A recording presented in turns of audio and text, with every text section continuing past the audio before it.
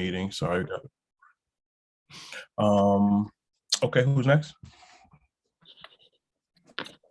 Jessica Muldoon, LFJ parent, soon to be ECP parent again. Hi. I'm Steve Morton, the parent of 2 kids at Woodlands and past PTA president and now the vice president of PTA Council. Did we miss anybody? I'll jump in. Samantha Ives, LFJ parent, Bailey parent, and Highview PTA president.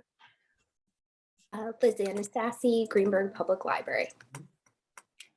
I'm Kelly Sheehan, LFJ parent. Okay. And I'm just going to take a quick picture so I can make sure that when I do the meeting minutes that I I have everybody taken into consideration here. So thank you everybody for joining this morning. We definitely appreciate it. So the first thing to do is to take a look at our meeting minutes from our 11/22 meeting and to adopt those. So I'm going to pull those up.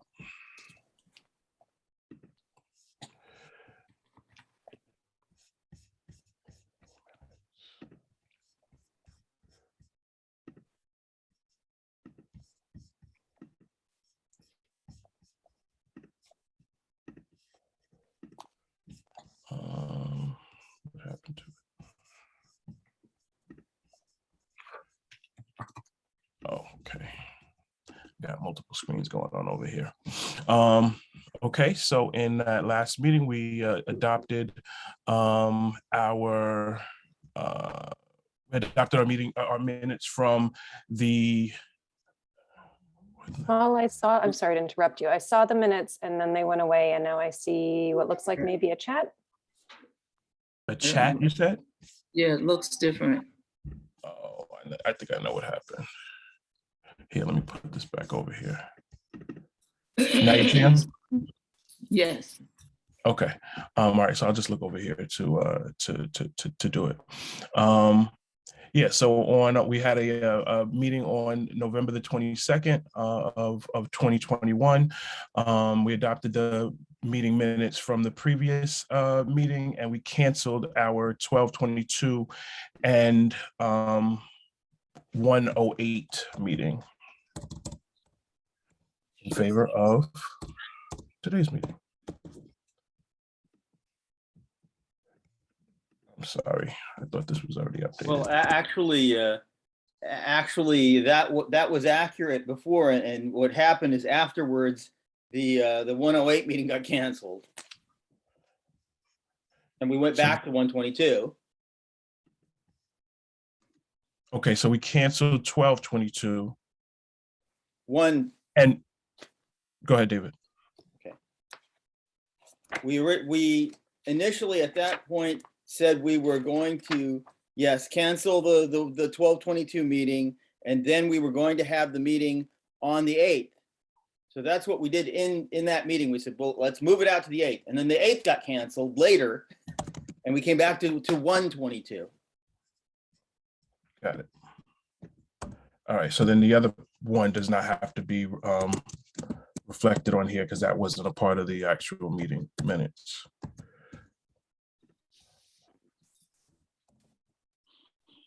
Okay, just a minute using real time. 108. Yeah. All right, perfect.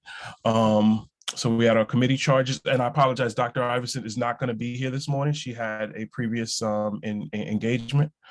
So she did let us know that. So committee charge update, Dr. Iverson had approved all of the charges and we had those reflected in our web topic.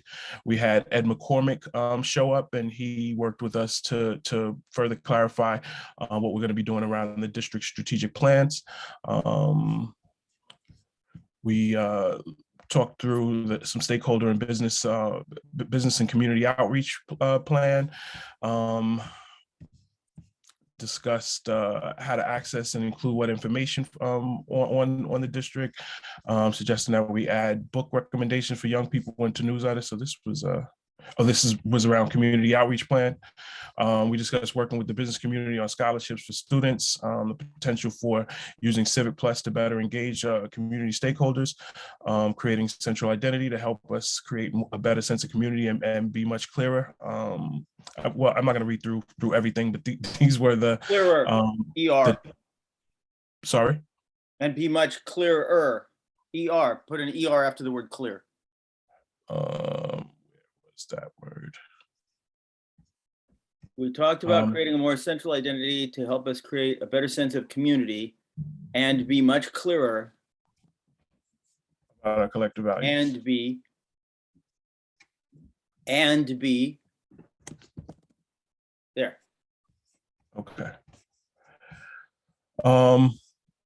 Does anybody see any other challenges, issues, anything that they noticed that should be adjusted here? So then I move that we adopt these as our community engagement meeting minutes. Jamal, I didn't get a chance to get to the bottom of them. Do you mind pulling it back down to the second page? Apologies. Thank you.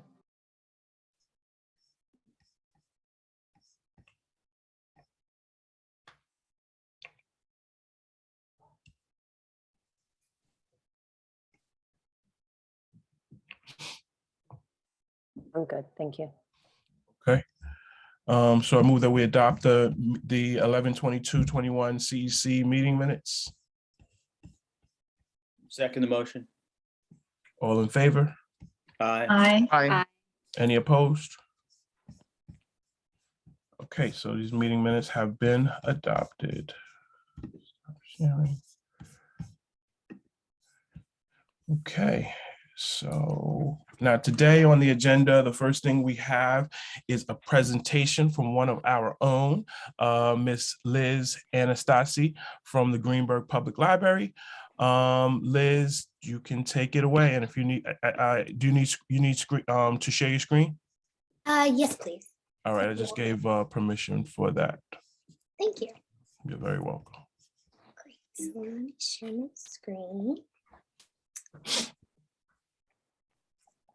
Okay.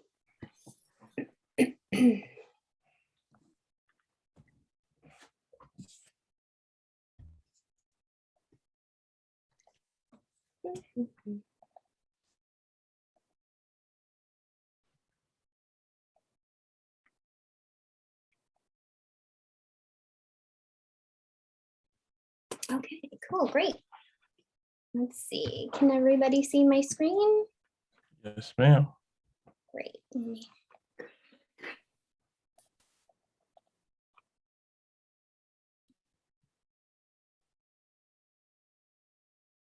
All right, great. So yeah, thank you so much. I'm going to be talking briefly about the Greenberg Public Library today and some of the highlights that we have coming up.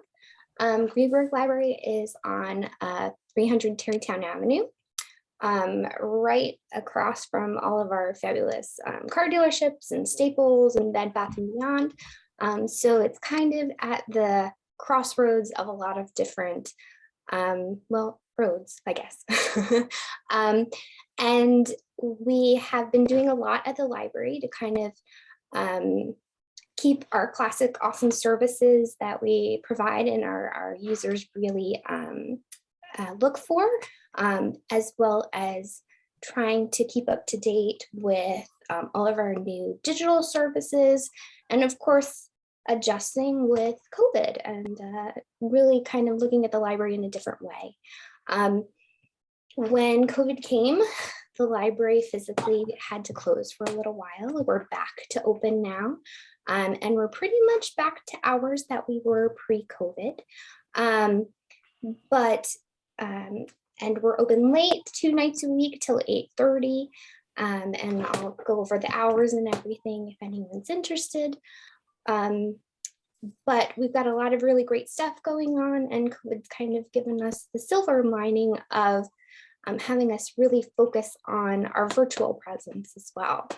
So since that's the case, I'm going to open our website because that is kind of the library's second home, especially now, because when we couldn't be physically open, we could be virtually open. So let me get to the website, which I just had open. Let's see. So at the Greenberg Library, we're a public library that serves the town or the unincorporated town of Greenberg, but we pretty much serve all of Westchester County. Sometimes it feels. We're at a really convenient location. We have free parking, which is always fabulous, right? And a really beautiful building and physical presence. And if you haven't been there yet, you should definitely check it out. It's a great glass space with lots of sunshine and really great places to work and collaborate and get homework done or study or just kind of chill, use the Wi-Fi, check out a laptop and use it at home, or bring your children for programs and events, which of course are always free. But we also have a lot of really great stuff on our website. And this is our website. We revamped it very recently to make it a little more user-friendly. And some of our most popular services are highlighted on the front page. If you're a user, or if you don't have a library card yet, you can always get a library card, which is great because it allows you to, of course, come and check out books, which is, or DVDs or music or laptops, which we rent, or hotspots, which are super popular.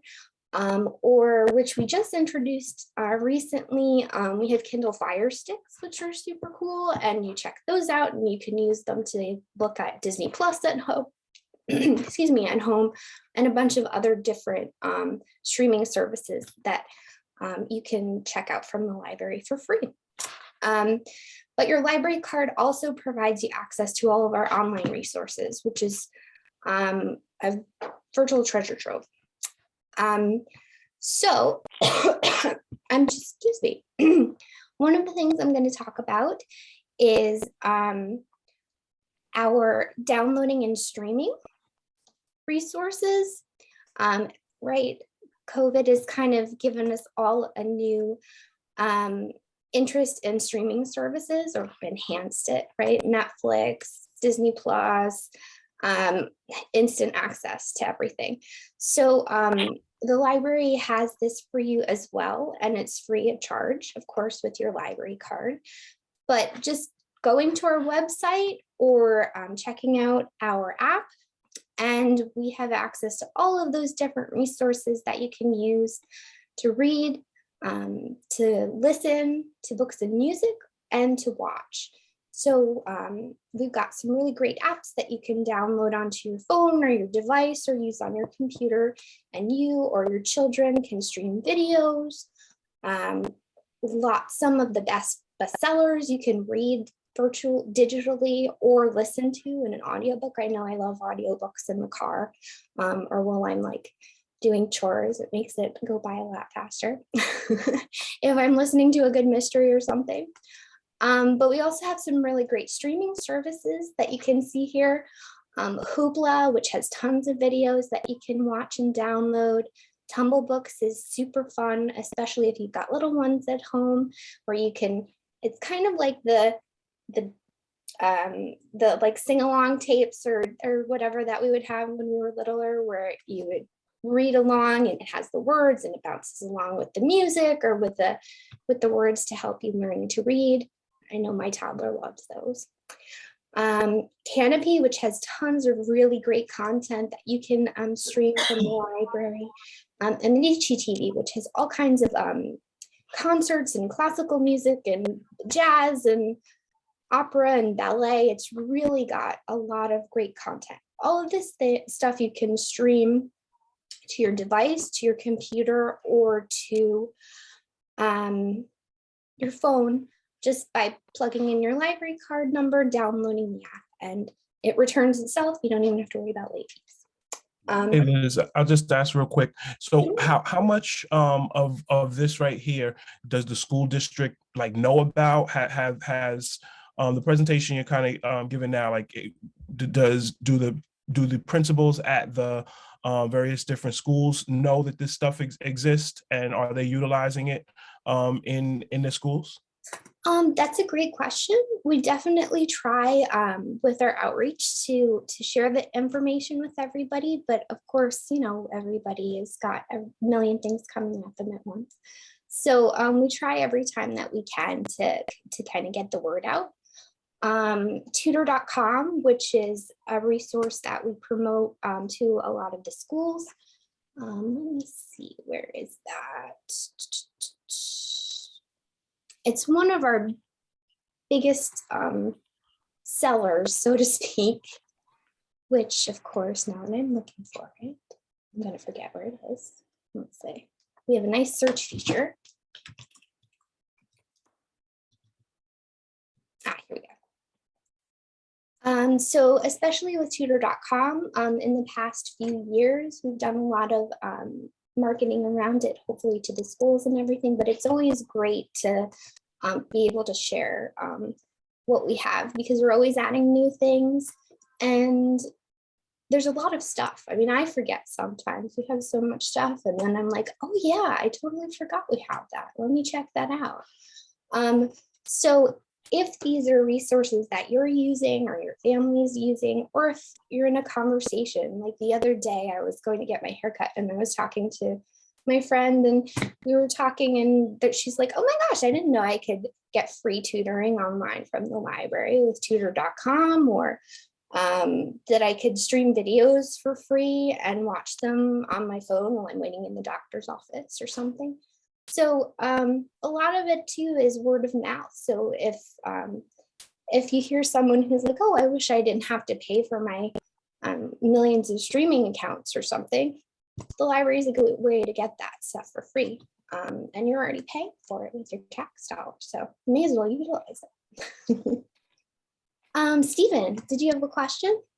Yeah, I'm looking at all this and I'm wondering if all the schools would have some sort of like presentation where they could let people know of things coming up in advance, because most of the students, they're so busy, especially in the high school. And Absolutely. I'm wondering if maybe they can have like it on one of the bulletin board, or a screen would even be better, a flat screen, where they could put what's coming up, and there could be a liaison between the library and the schools. And that way, when there's something, hey, there's an SAT prep test coming up. Okay, because right now, quite frankly, they're not giving out enough information to the kids on a daily basis to keep up. There's just so much going on with COVID. But if the kids saw it up on a screen and said, oh, the library has the trivia night coming up, I forgot about that. So maybe we can figure out a way to have a library liaison to bring some of this information. I mean, I'm seeing things for the first time here, and I do go on the site, but I can't remember to go every single week to the library site. So maybe we need a liaison to say, hey, put these 4 things up for the kids to see for the week. And especially like the SAT prep and things like that. That's a fabulous idea. Thank you, Stephen. And I'm making my notes right here. So we'll definitely have to pursue that. That would be really great. And even just, you're totally right with the screens and everything, even just having like a screen up where it could kind of highlight the big stuff that's coming up, and then the kids could pull out their phone and take a photo and then can remember. Maybe we could stick like a QR code on there, so if it's an event they have to register for, they can just go straight to it, go right in, put their information in, and they're all good to go and don't have to forget. Thank you, that's awesome. I see Dr. Dragic, Mr. Warner, and then Edith's hands up. Jamal, I just have to step out for 2 minutes, so why don't you let the others go first, and then I'll take my turn. Thank you. Sounds like, okay, cool. Go ahead, Mr. Warner. Okay. So this looks good for starters. So I'm really happy with the idea of maybe having like a liaison between our school and the Greenberg Public Library, and I can imagine you going to, in the elementary schools, going to the various schools and figuring out which subset of the programs are appropriate age-wise for each different school, and then at the high school level. You can also do that, but you can the idea of putting things up on a screen where you could just look at it directly is good too. So librarian to librarian, those are probably the good liaisons, right? Each school has its own librarian. Mhm. Then I have one question in terms of languages. What are your accommodations for languages other than English? Sure, that's a great question. Well, we have a number of staff members that are fluent in English and Spanish. So that's always helpful in building. We have a staff person, Tony, actually, who does really fabulous programming and events through the library in Spanish language, from concerts to ESOL prep to discussion groups to informational stuff. We usually try to have every semester, like you said, our college prep classes, SAT prep classes, we try to have those every semester in English and in Spanish. And Spanish is one of the more heavily used languages at the library.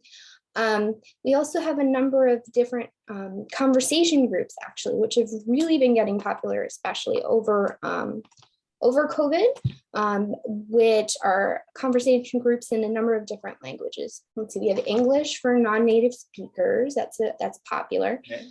Spanish conversation, French, Italian. And I know there's 2 or 3 other languages that they're going to be introducing in the next in 2022, which is now, which are escaping me right now. But we've really been trying to make an effort to have a lot of different support for different languages. We do have some books and DVDs and collections that are available in non-English as well. Tutor.com is available in a number of different languages, as are a lot of our virtual digital resources. And as far as for physical materials like books, DVDs, etc., we have a large Spanish collection. We have some decent sized collections for various other languages. But the awesome thing is that since we're part of the Westchester Library System, if Greenberg doesn't have the latest hot title in Mandarin, another library in Westchester does, which is so great because then we can just get it for you from another library. So while we may not have it right now, we can get it in a couple days. So that being said, for pretty much any title you're looking for. So that's an awesome resource too. Wonderful, thank you. You're welcome. Thanks, David. Let's see, I think Edith, you had your hand up, right? Yes, I do have my hands up. My question has to do with the offerings for young children. I heard you say something about the SAT, which is for older children. So my question is, do you have something for younger children, let's say starting at the preschool level, up until, let's say, 3rd, 4th grade, regarding writing and using children's literature? Yes. You offer something like that? Absolutely. Our children's program is very popular. We have, right now the library has, usually we have dozens of events a week for all ages, so birth through 140. Right now they're all virtual, but we were hoping to go back to in-person in January, but then things changed a little bit. But we're kind of doing month to month and evaluating. And as soon as it's going to be okay for the public and staff to be in the building in close quarters, we're definitely going to go back to in-person, especially with early literacy stuff, like story times, crafts, storytelling, all of that right now is virtual, which is super fun, but it's not as exciting as in person, of course. So we have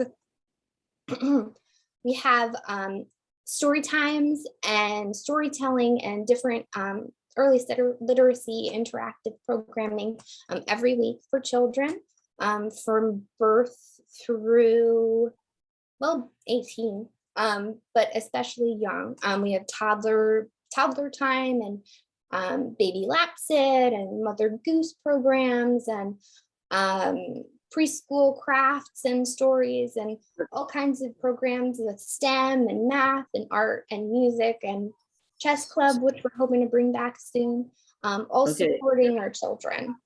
Okay, I hear those things, but I didn't hear you say anything about a writer's workshop. Maybe I missed. Like a Sure. writer's workshop, using children's literature, whether we're talking about Ezra Jack Keats or Robert McCloskey or any of the, great authors, classic authors, Leo Liani and so forth, using those books. Do you have any kind of a writer's workshop for young children? That's my question, really. Sure. I heard the arts and crafts. I heard the STEM. I heard the reading, but I didn't hear the writing, because as you know, as a librarian, you know that reading and writing are connected. You cannot do one without the other. Absolutely. They need each other. Yes. So, and I personally think that it's a good thing, a great thing if we can start this at a very young age, and have done so in my career. So I'm always doing my best to promote that. Thank you. Yes, absolutely. I know in the past we have had different writers' workshops for younger children as well as for teens in poetry, short story writing, and kind of highlighting different methods or focusing on a specific topic, like say scary stories around Halloween or something, to kind of hit that, fun element with the education. But it's definitely something that we can add to as well. Usually for April with Poetry Month, we usually have a children's poetry, lots of children's poetry programming, writing, and we usually have for 12 to 18, we have a poetry contest every year, which is always a really huge hit. We get hundreds of entries, and we have to get to feature some of our community's most talented writers. And we usually have workshops and classes and to support those writers leading up to the poetry contest, and then afterwards as well as exhibiting their work. But definitely that's, and adding that to my notes, that would be great to support for our younger children as well. Okay. Thank you. Dr. Dragic? I just wanted to briefly loop back to the idea, I think it was Steve's, about having the library sort of promote itself in our schools. I think that's a really great idea, and I'm just wondering if this is something that we could actually add, to that. I actually don't know where we're at with that video that we want to run during our exec sessions, but that is something that we could actually add, right? Is things happening at the library, in the next 2 weeks. I guess the other thing is that, as I was listening and thinking about this idea, it would be also nice to have like a screen somewhere, and of course I'm thinking of the high school, but let's just say the main hallway of the high school, right, where we also have this kind of information going all the time, along with maybe other things, because Jamal, we've also talked about inviting our local businesses to these meetings to present opportunities, so we could sort of start some kind of a electronic bulletin board of sorts, right, where we could have things about the library, but then add other things as we sort of build relationships within our ecosystem. So Right. if anything, I'm wondering if we could have this as a recommendation of the committee. So that's all I wanted to say. Thank you.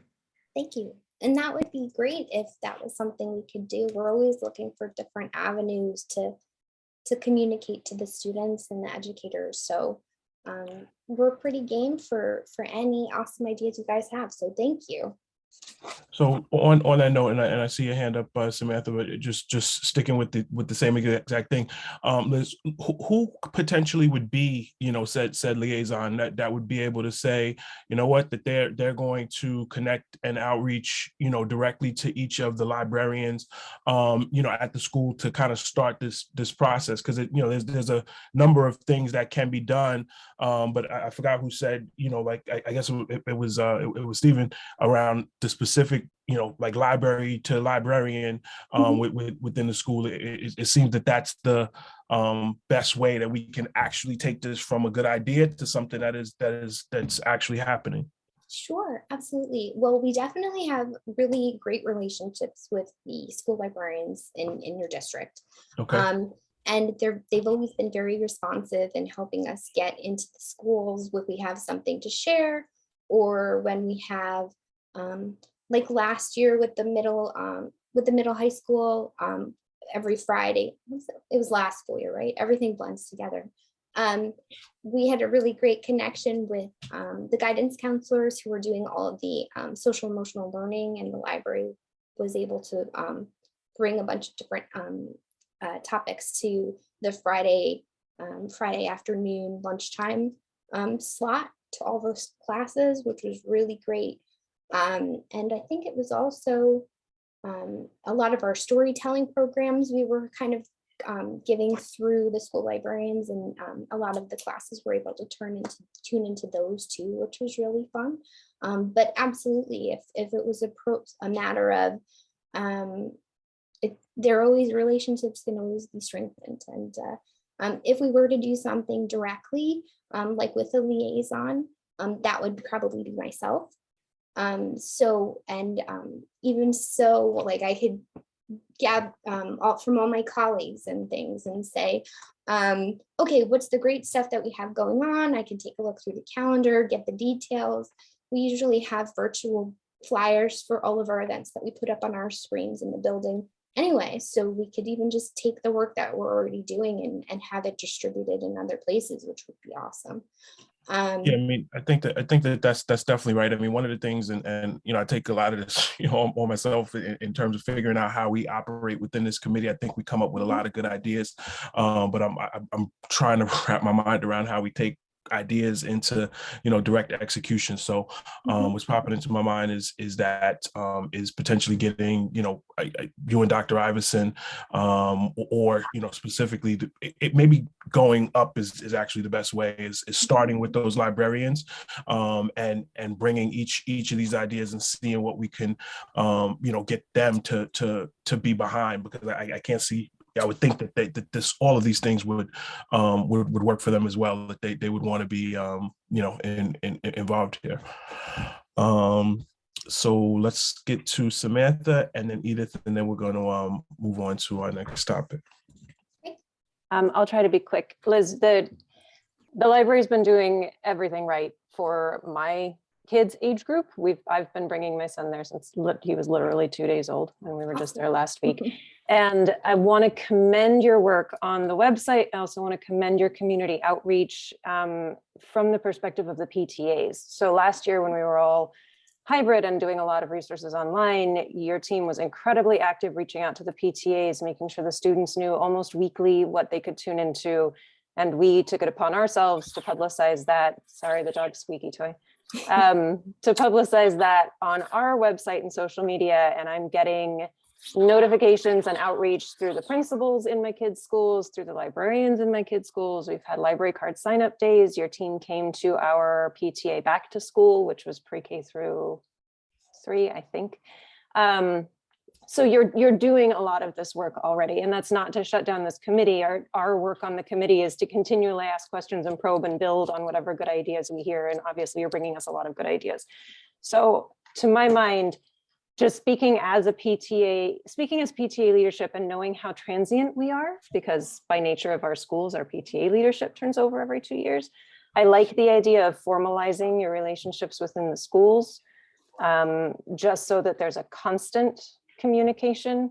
I know this year we've been publicizing the events that you're sending us, but we're not getting them as regularly, and I don't think to reach back and say what's going on in the library this week. And there's always something. Every time I do, there's something incredible, but it's difficult without a formal, let's touch base every Wednesday, or whatever we all set up for ourselves in this nuttiness.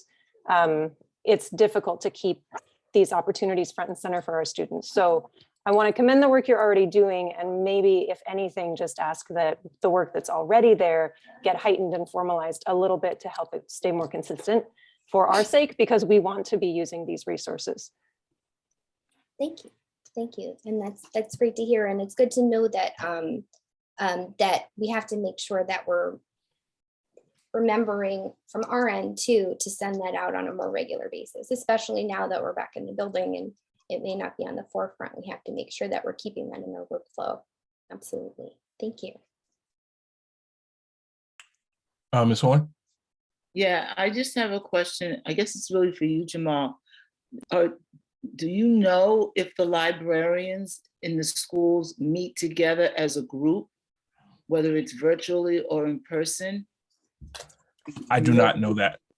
Oh, because if they meet together, they could come up with whatever the theme, topic, idea, and appoint one of those people, either on a rotating basis or just having one person be the liaison to the library.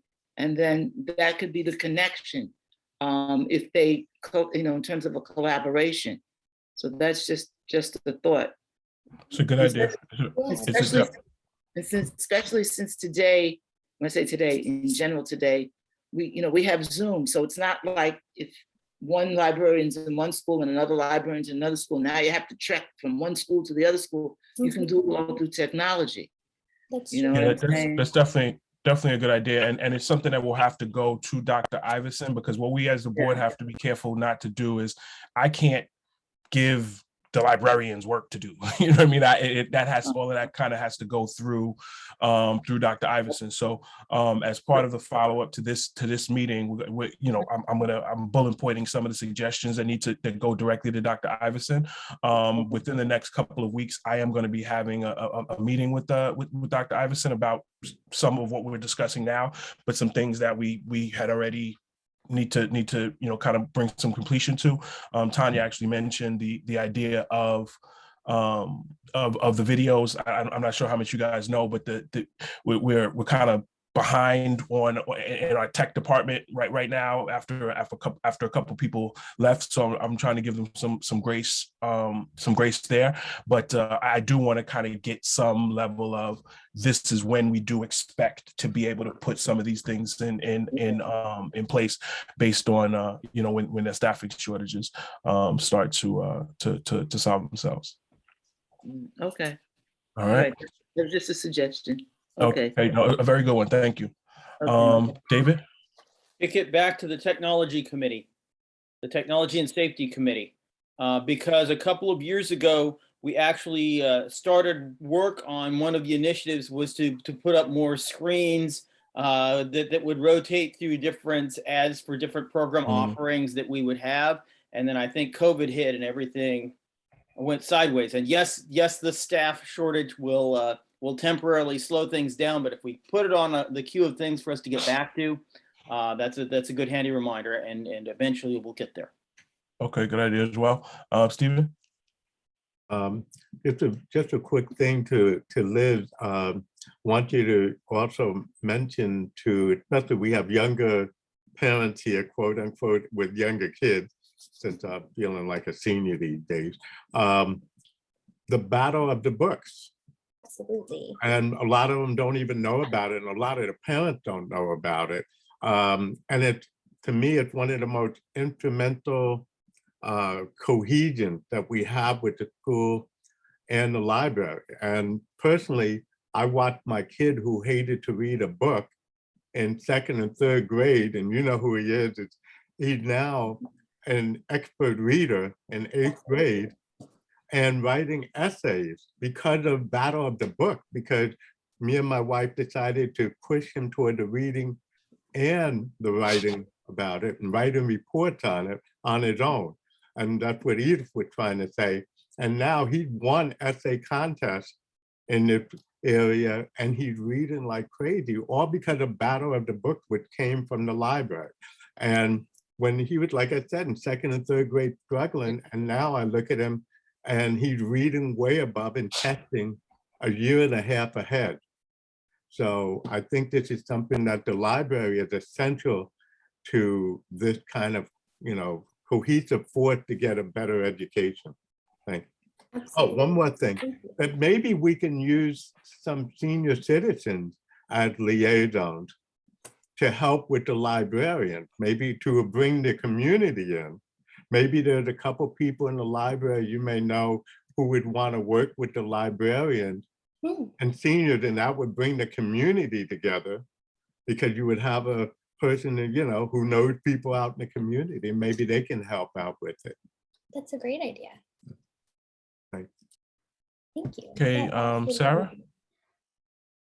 Hi, so I just had a question. I love the idea of that someone had mentioned about putting up on screens, and particularly in the middle high school, about things that are happening. And I just don't know, it's been so long since I've been there. Do these screens exist already, or in asking for that, are we also asking for this new technology, which we should have, but obviously makes it a bigger ask? Does anyone know? So you had, I think we have spare screens. Oh, yes. sorry, David. Yeah, we Go do ahead. have spare You're screens. saying the same yeah. thing I'd say.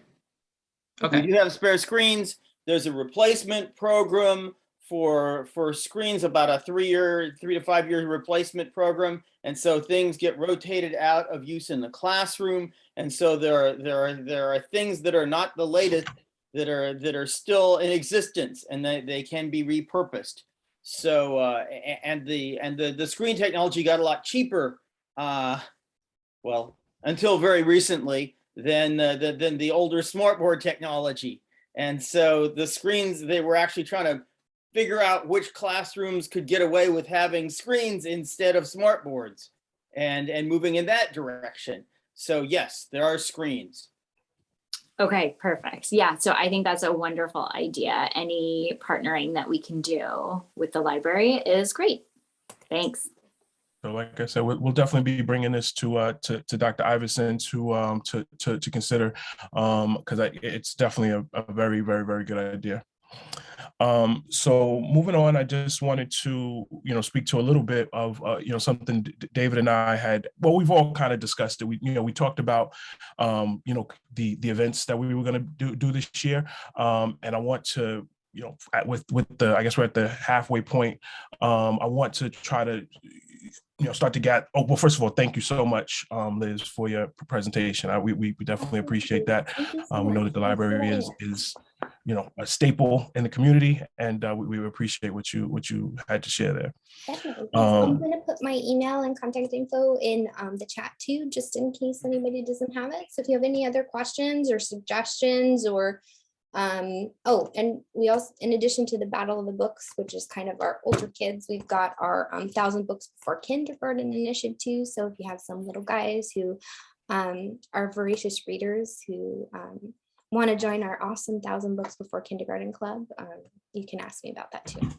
I'll put all that in the chat. Thank you.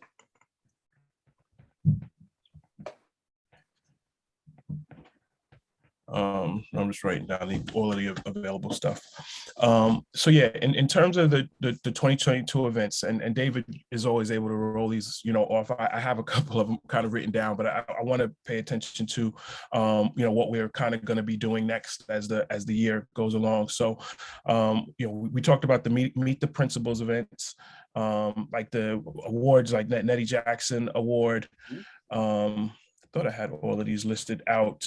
David, what were the other things that we've done in the past that we want to do this year? And is this committee, like, for which one of them can this committee just say, you know what, all right, it's going to be on this date, and start to work towards it? Next, Nettie Jackson Extra Mile Award is easy. All the material is already up on the website. What you need to do is to get a member of the Board of Education to agree to be one of the panel of judges, and then you're going to form a panel of judges. The superintendent will be a judge. A board member will be a judge. There will be community members who are judges. And then you go out and you make efforts to solicit nominations. You announce it at meetings. You publicize it in various channels to try and get people to nominate from the community who they think has gone above and beyond the call of duty for the kids, whether they be staff, whether they be community members in the past year. And then you end up honoring them at a board meeting in June. So that's easy. Okay. So it's easy, but when you say like, should I be like specifically say, okay, this is who's going to be? Am I asking just this group to say, okay, who is interested in being a judge? Like where do we choose that the judges as a collective? How does it, Sure, you can look for volunteers for judges. I understand that. Yes, you can do one of two things. You can do what we've traditionally done, which is look for past winners, because once you've won once, you're not eligible to win again. But the people feel like they want to play it forward. So you can look at your list of winners from past years and get community members from that group. If anybody here is interested in being a judge, that works as well. You don't want to both be a judge and be a person who makes the nomination. So keep that in mind. There are, yes, you solicit volunteers and try and get enough people in place to take care of it. Okay. So with that said, does anybody here want to be a judge? Okay. Anybody else? I haven't been a judge before, so I'm happy to volunteer. How many judges do we typically want, David? You need to make sure you have an odd number. We have changed the we changed the rules based upon how many people want to do it on a yearly basis. So you just go and tweak the website for however many people you want to have be judges. Okay. All right. Well, we got 2, and we know a board member and the superintendent is going to be on it. And there's another one. So that's 5. So we could stop there, or we could stop there. Or you can go on. Yeah. Okay. We'll just maybe we'll take a couple more once there's an announcement of it. Okay. So Nettie Jackson Extra Mile Award is easy. So meet the principals. I guess we kind of discussed this a little bit the other night in the board meeting and how we wanted to handle meet the principals moving forward. Whether we want those things to be at board meetings or whether we potentially want to invite the community at large to come to the CEC meeting to meet the principals. And even with that, whether it's done where we kind of do one maybe special CEC meeting where everybody, all of the principals come, versus having a different principal at meetings over the course of 4 months or something to that effect. So does anybody have any thoughts on the best way to approach that? As you're saying, my initial thought it would be nice to have all of them to see the arc between the buildings. I've really enjoyed each school's presentation at the board meetings and hearing from the teachers and then kind of highlighting that to the parents for that school. It's different need this year for that connection, but I would love to hear how they see themselves working as a continuum rather just as a one-off. That would be my opinion. So this is not what you said, but this is kind of what I'm hearing, and tell me how far off I am. It almost sounds as if you're saying that it would be nice to have a single event, maybe where everybody gets to speak a little bit and speak to the arc, but can also at the board meetings have the more similar to what we had the other night, a detailed 30 minutes from the single principal.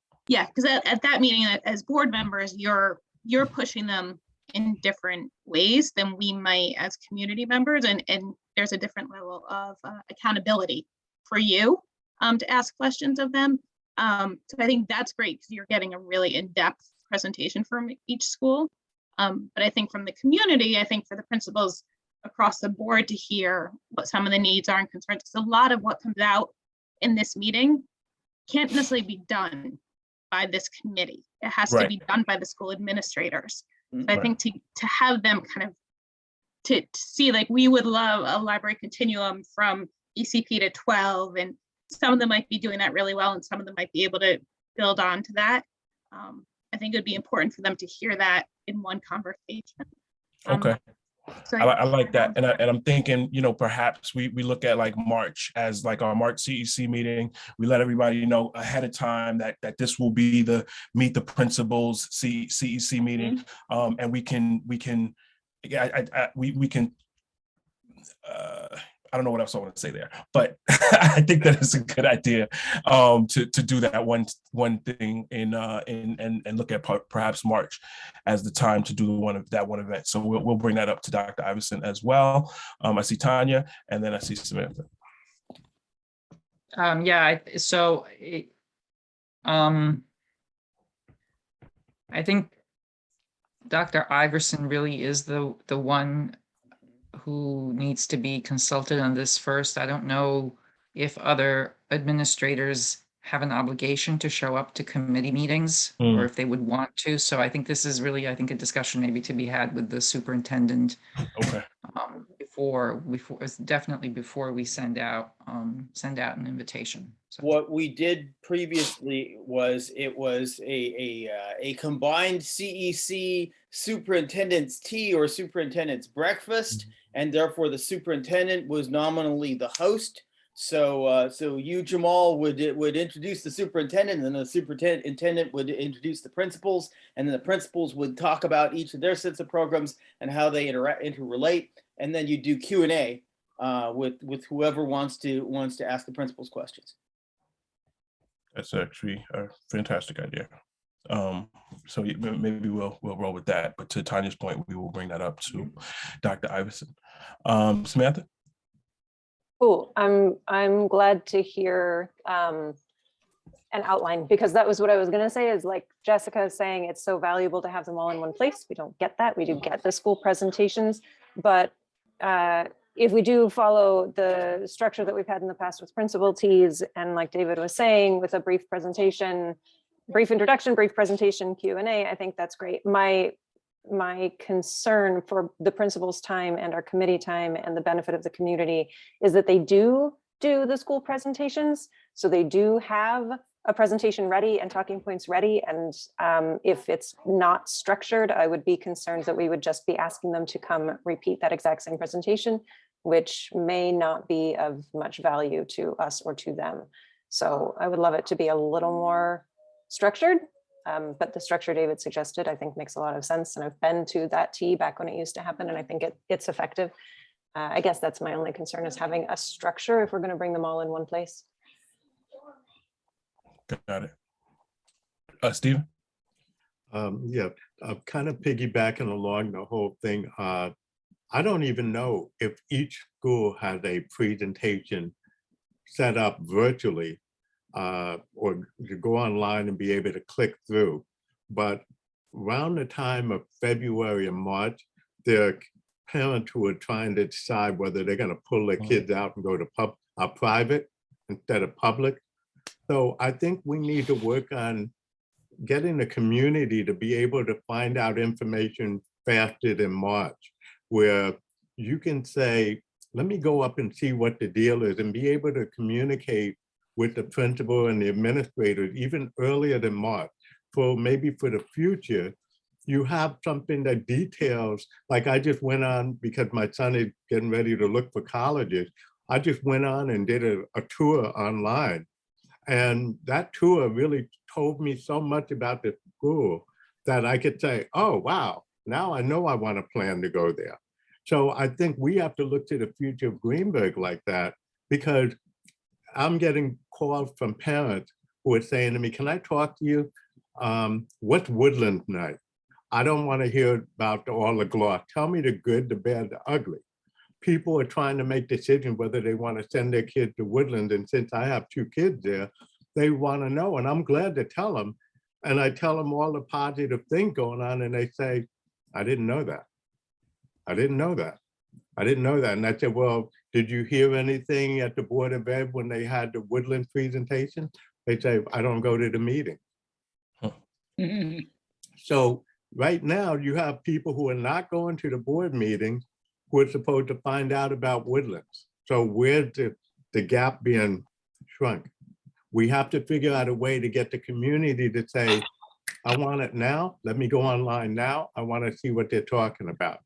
So I think the old way of looking at things about having somebody get up there for 30 minutes at a Board of Ed meeting is okay, but it's not enough. People want instant gratification right now. So if you slice just that section of the board meeting out of the big meeting and posted it on the website, and you go to our schools and you go, oh, intro topic, and go click, and there it is. Or, Does that do it? Or you or want something even else? do a better virtual where they can really see the place and see the online and see the smart boards and really do it up. I think we have to reevaluate how we look at things. Yeah, The Board of Ed, Hmm? wait. Well, we had this attempt by a PTA person to come up with a really nice introductory video to their elementary school, and then the lawyers came back and blasted us for having giving people a virtual walkthrough because then a shooter could come in. So we got kind of knocked down on that. So we got to be careful about that. well, But we can as long as we work around just the I get what virtual you're tour saying. aspect. Go ahead. If every place had a virtual thing, and if you don't have to show the front door or the security proceeding or the camera, you can get away with that. I mean, I've done professional video production, and I'm not volunteering, by the way. So I know what I'm talking about. I've done e-production for 30 years, and sure, there's always get around security it. concerns. Sure. I mean, I've walked around with presidents and done this, so I know, but it can be done. You can show a classroom without showing how they get in.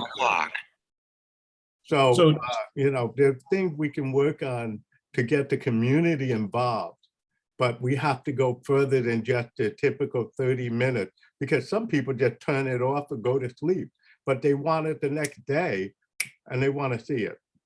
Right. So I'm just making a suggestion on that.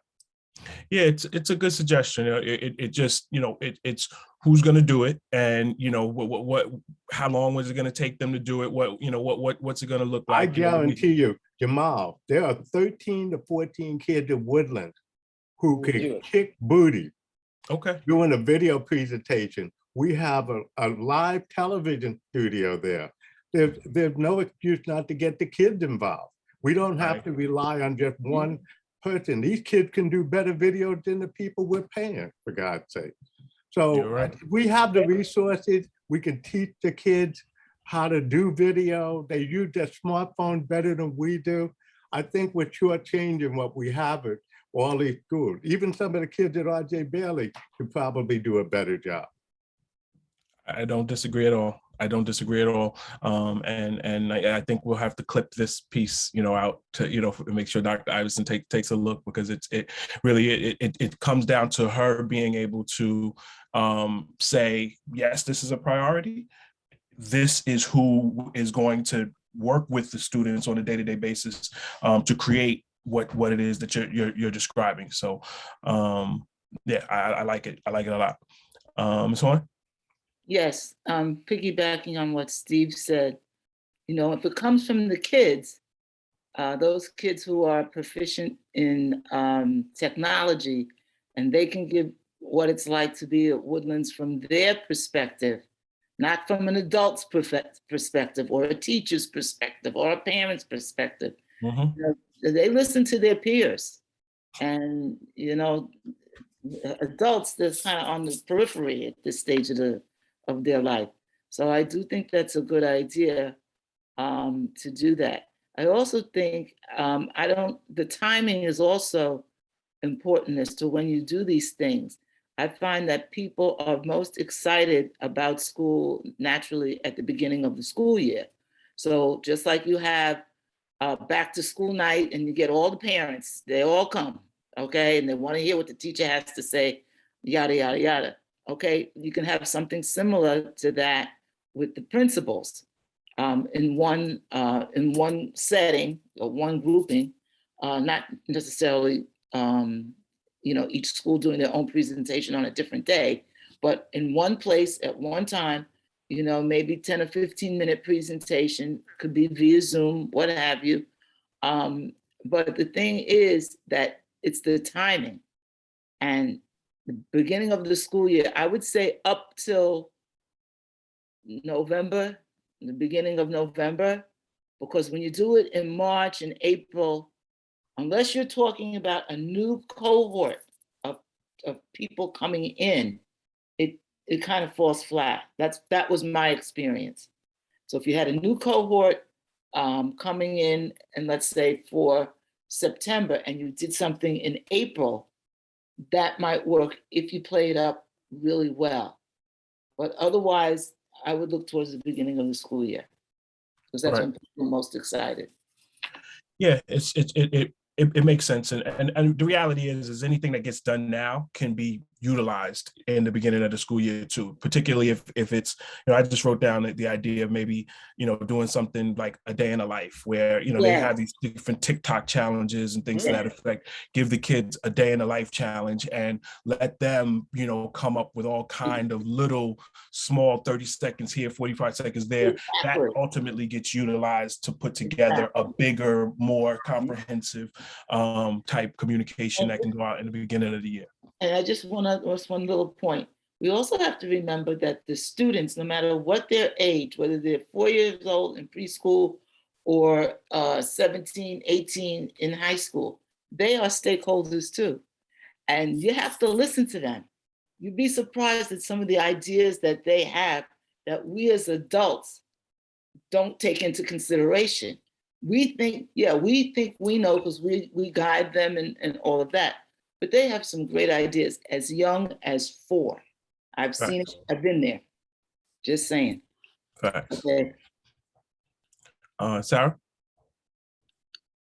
Yeah, I just want to say that I love that idea, Steve. I think that is so important.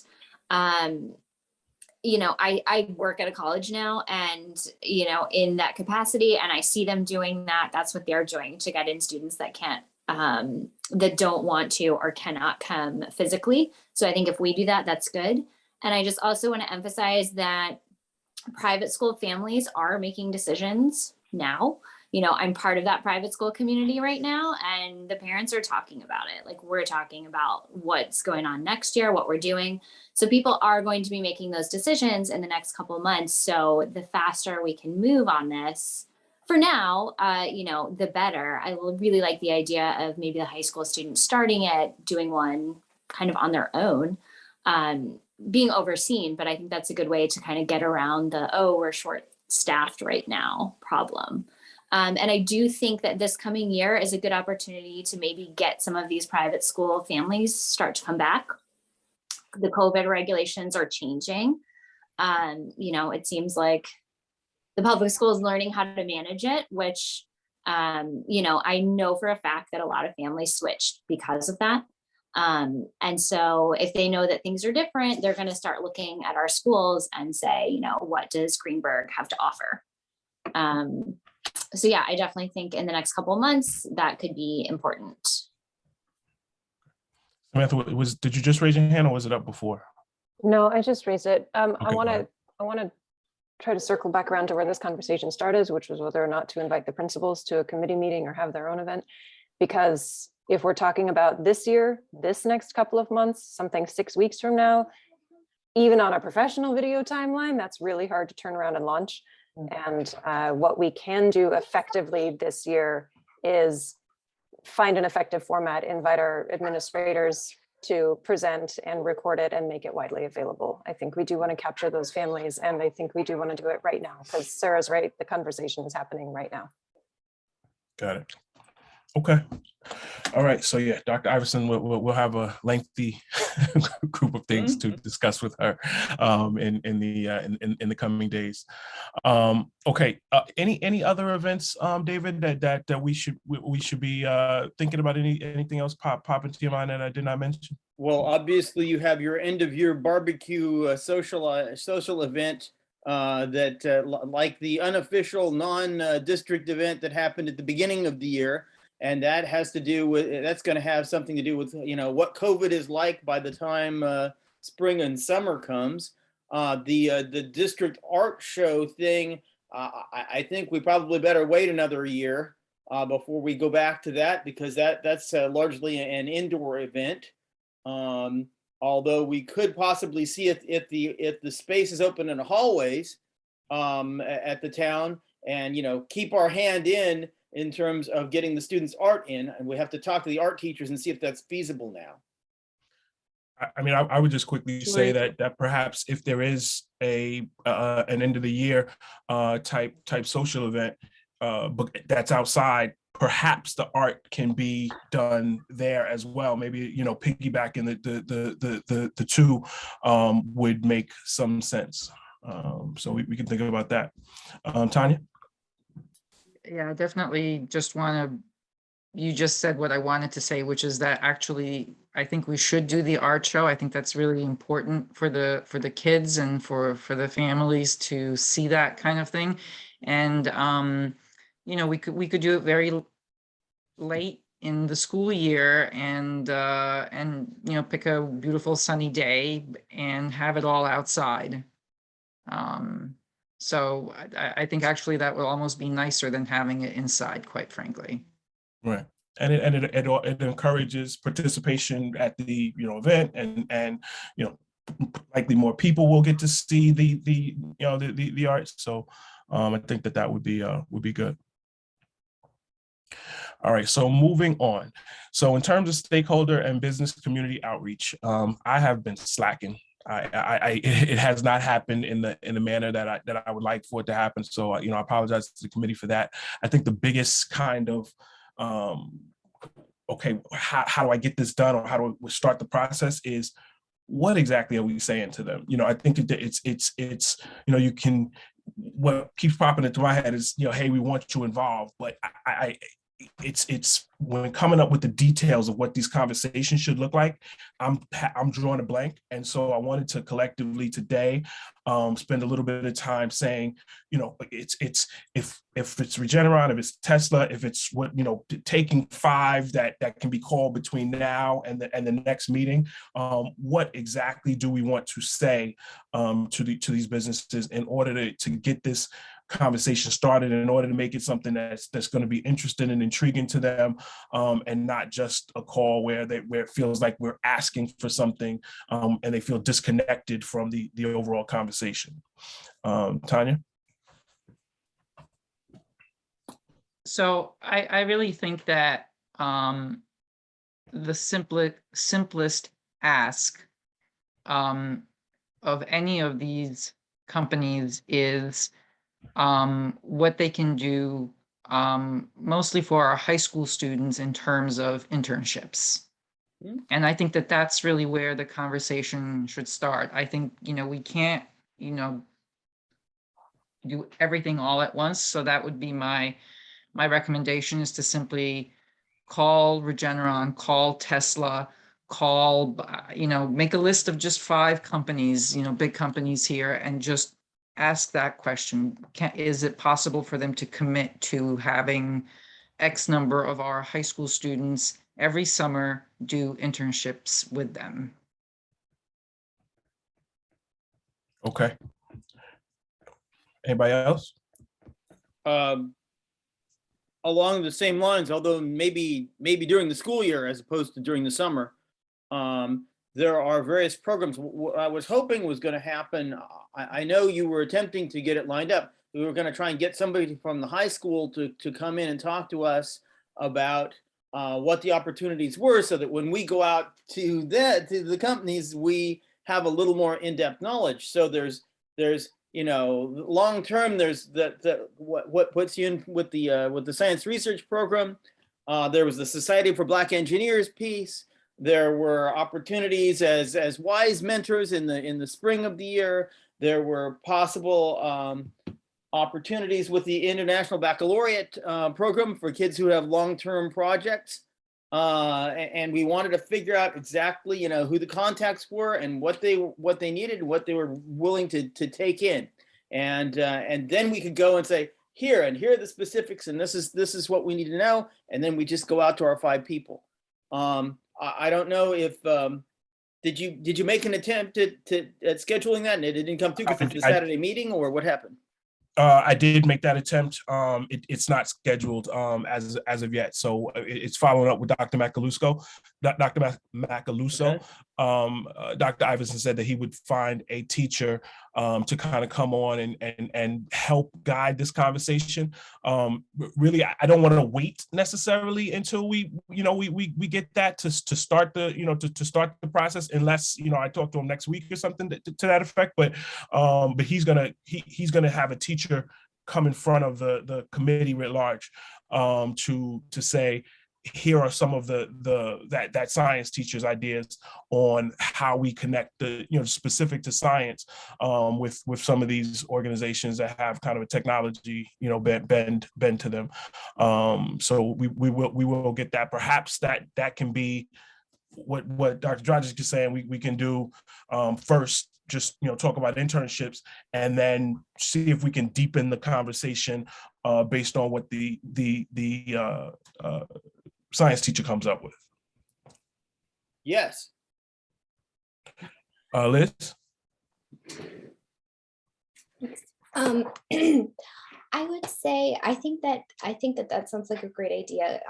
When coming from, we've been doing a lot of outreach development on the library's end, and what we found most effective is if we're going to organizations, or if organizations are coming to us and saying, we want to collaborate, we want to make connections, etc. And then it just kind of fizzles, right? But if we have a specific thing we're looking for, or that they're looking from us for, then it kind of gets that partnership going. And then you are building that trust, and then you have that relationship built, and then from there you can build up, right? So say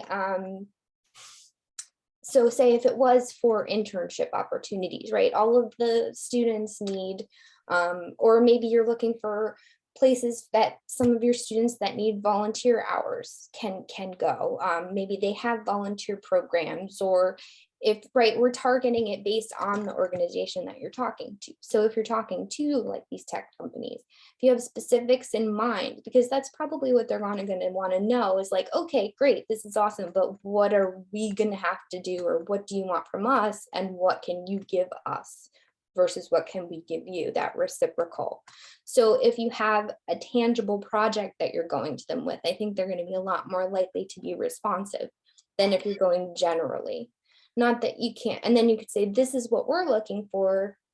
As an example, we're looking for places to put our interns. We're looking, this is when we do our internship programs. This is what our internship program looks like. Here's the paperwork of what we've already developed, if there's like a contract or whatever it is that's happening. So then you can go with all that information and say, this is what we have, this is what we need, but what do you need and how can we fill that? I think it would be more effective, and you're also going to get a lot more conversation probably out of them than if it's just a general nice to meet you sort of a thing. Got it. And once you build that there, then you already have that established relationship to go to them with other asks, or maybe they'll come to you and say, hey, we have a really great relationship, we've always had good experiences, we trust that you're going to follow through, etc., etc. And they can come to you and say, hey, now this is what I have, how can you help me with this? So then you're kind of, shake my hand, or I scratch your back, you scratch your back, sort of a thing. Right. Right. That makes a lot of sense. That makes a whole lot of sense. Is there anybody here who, because I'm committing to reaching out to Regeneron, Tesla, and at least one other business between now and the next meeting, specific to internships. Is there anybody else here who would like to volunteer to reach out to somebody? Who would that be? I will reach out to Shayna Weir of the WISE program to find out what she needs and then funnel that back. That's great. And I would say if they don't, I mean, I know that the WISE program has been doing a really great job. But if they don't already have like all of everything written down and something that you can send quickly in a PDF email to these organizations, it might be a good time for them to do that. Right. I mean, it's been a long time since I did WISE, but we did have things back then. There are many layers of things, and we want to see which layer of things over the generations is current. Right. Is there, I should have raised my hand. I'm sorry. So David, you said you're going to make the call to the WISE. I will drill down to the superintendent, to the high school principal, to the WISE coordinators, because I volunteered for WISE in the past, and I'm kind of on the committee when there was an active committee, and I can get in. And then I'll feed that information back to you, and whoever you ask, you're going to have that information. Got it. Go ahead, Ida. What I'm not clear on is, does the district have an internship program? One that you have designed, not the company like Tesla or whoever, but something that says basically what Liz was saying. I think this is what she was saying, where you have a set of established values in terms of what it is you want the kids to accomplish via an internship. What's the purpose of it? What's the mission for it? What are the goals for it? Okay. I know of two. WISE is one of them. Then creativity, activity, service is the other one, and that's part of IB. But is it the one I know less about is the Society for Black Engineers Junior program. So those are at least three. So that comes under the umbrella of the internship programs. I'm asking, does that come under the umbrella of the internship programs that Greenberg offers, not the other way around? Yes. Okay. And is that something that everybody knows about, or is it, because that's what I'm hearing Jamal say, that it's not clear to him as to what we should be doing? I think we need more clarification on what the parameters are of, if you want to volunteer to be an intern in this, what are the requirements, right? So I don't know, so what are the hours going to be? Yeah. What time of the year do you do this? How often do you meet? Who is the contact person? All of that, all of this nuts and bolts stuff. So he can't go out and say, hey, be part of our internship program. And then they say, okay, great. How do we do it? And he goes, you have to have that knowledge ready. Yeah. So you have to develop that ahead of time. You have to, we just have to get it communicated to us. And if you have the three things, the 3 points, or the 3 committees or whatever you said, David, then that has to be part of it. This is our umbrella for the internship program. These are the 3 companies or the things that we do, and then talk about what the goals and objectives are of each one of those things, and then start doing your sure, those are cut. I believe those are cut and dry existing things. Yeah. Now, in longer term, we started to have efforts in the past on the science research program and getting ready for the science research program in earlier grades from like R.J. Bailey on up. But I don't know what happened to that. I believe we lost a staff member, a STEM coordinator. And so, we need to continue that without the coordinator and see where that went. And of course, once COVID hit, we have to figure out, how far we got and how to get that going again. But that's more nebulous. That's not the cut and dried piece. Okay. Thank you. If you need someone to help contact places, I'd be happy to. If you have specific places or specific organizations that you want me to contact, I do our internship program at the library, so I'm pretty familiar with what Greenberg does and how the program runs. And I mean, of course, I'd need updated information, but and also I run the library's program, so I'm kind of familiar with it, or well, I'm familiar with it from the perspective of the place being asked to host an intern. So if you need, I'd be happy to help. Okay, so it sounds like, and again, a lot of this falls back to administration. Right. What we're going to be doing is via the Creativity Act, we're going to find out what the kind of format is for WISE, Society of Black Engineers, Creativity, Activity Services, these various different internships. Yeah.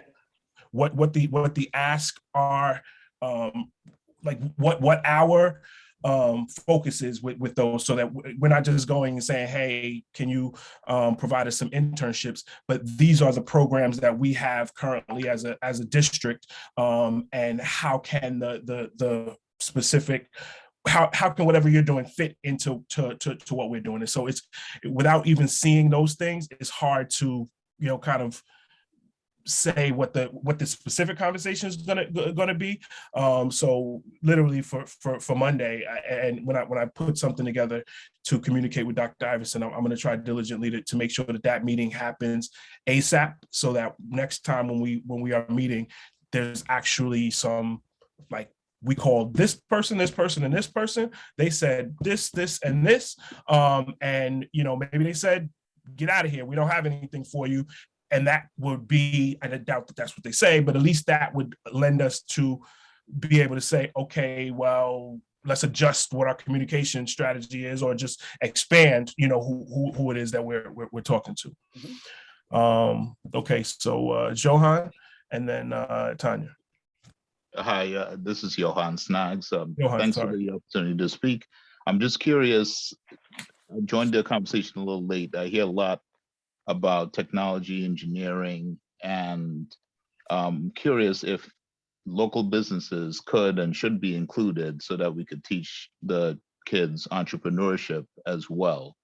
If there's an opportunity there, I'm working right now with the town of Greenberg via the Fairview Economic Group, Fairview Empowerment Group. That's an effort really to bolster entrepreneurship within the Fairview area in general. And if we have a template for an entrepreneurship program, I think there's a lot of opportunity and potential for it to be leveraged locally, not just with larger corporations. I was curious what the thoughts were of the school board. I mean, I'll say yes and yes. I think that we kind of naturally gravitated towards speaking about kind of the larger businesses, as if they can do more for us per se. But what you said is obviously spot on. For kids to be able to see what's happening right here in the local community, I think that's every bit as powerful, maybe more powerful, because they can almost reach out and touch it. So I think that's a good idea, and I'm obviously I'm a part of the Greenberg Empowerment Group discussions, and we should be bringing those two things together for sure. It's not popping into my head exactly how, but I think that the largest thing is what we just said a few minutes ago, is understanding our current structure for internships, and how that can feed into whomever it is that we want to wind up talking to. Tanya? Yeah, so Jamal, as I'm listening to you and listening to this conversation, I actually think that it is true that there are two pieces to this, and I actually am wondering if the whole internal internship structure piece shouldn't actually be addressed by the Education and Wellness Committee. We could have that discussion. I'm going to take this opportunity to say that our next meeting is scheduled for February 3rd at 6 p.m. We could have this as an agenda item. I think that way maybe things will move a little more quickly if we are able to ask Dr. Macaluso to talk to us about what there is and what there isn't and what there should be, right? Then this committee could really do the engagement part, which is that which is actually the outreach part, right? Calling all the businesses and everyone can volunteer to call one or two to see, then how they would, if they could fit into that structure. So I think that would be sort of my recommendation. I like it. I definitely like it. And so the everything is going out to Dr. Iverson is going to also go out to Dr. Macaluso. And I know is preparing to discuss SEL on the 3rd. But there's no reason why we can't have him address that as well, so that we have a concrete understanding of what those programs look like. So I like that idea. Yeah. Okay. All right, so we have a nice amount of work to do in that regard. So I appreciate that. The next thing I had on the agenda was for improved district communications. I think we kind of have touched on that a little bit today, and some of this is just how close we get to I guess the PR team to put together anything that's going to significantly improve the communication. Some of the things that Stephen kind of mentioned earlier, I think are we have to engage administration and get it done. Obviously, it's not going to be, hey, boom, we have the greatest communication plan because we snapped our fingers. But adding a little bit, whether it's working with the screens and adding things to executive session and those various different videos, it's a part that we'll have to have administration actively engaged in. I'm not sure if anybody else has any thoughts on that at the moment. Okay, so there is this piece to the I think that we were supposed to come up with a communications policy, and that was supposed to point to our communications plan, and I thought that there were certain things that were, how do we get the word out? And there were, in terms of communication, there were certain pieces on making the communication two-way. That is, how do we make sure that information comes in, as well as we're really good at broadcast, or we have been really good at broadcasting information, and so we want it to flow in both directions. And then there was also the responsiveness piece. There were things on the order of, hey, if I make a phone call to the district, I want a response within 24 or 48 hours, that kind of thing. So there was kind of a performance metric piece to it as well. Those are the things that I know about. Right. And so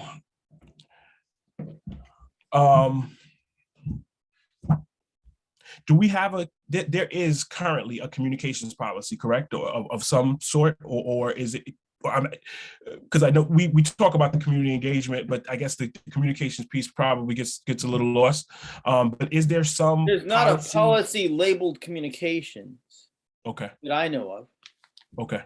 I thought that was in our charges to make sure that there got to be one. And then a plan has to be able to change more flexibly and quickly than a policy. So the policy ends up being the generic thing that points at the plan. Got it.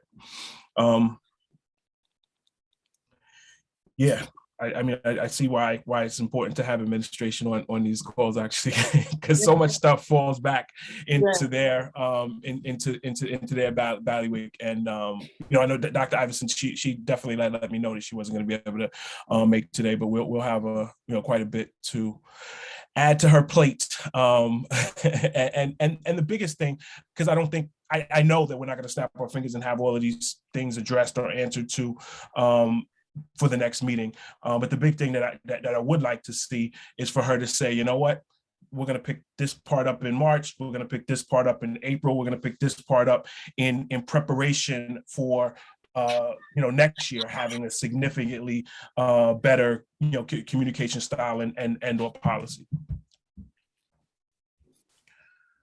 So anybody have anything else that they want to share with regard to district communication? Hearing nothing. Okay, so there needs to be some research on what other people's communications policy in other districts look like. Do you want me to go look?